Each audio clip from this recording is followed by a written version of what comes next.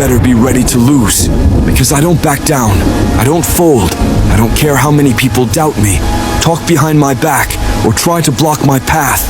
You can bring an army. You can build walls. You can throw dirt on my name. It won't stop me. I was built in pain, raised by struggle, and fueled by every single person who ever said I wouldn't make it. I don't need help.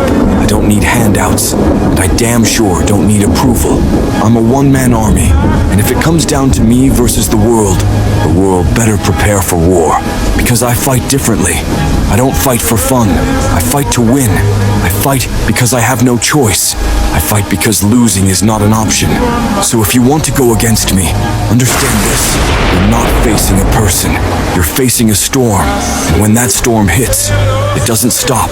It destroys everything in its way. So go ahead. Doubt me. Test me. Push me.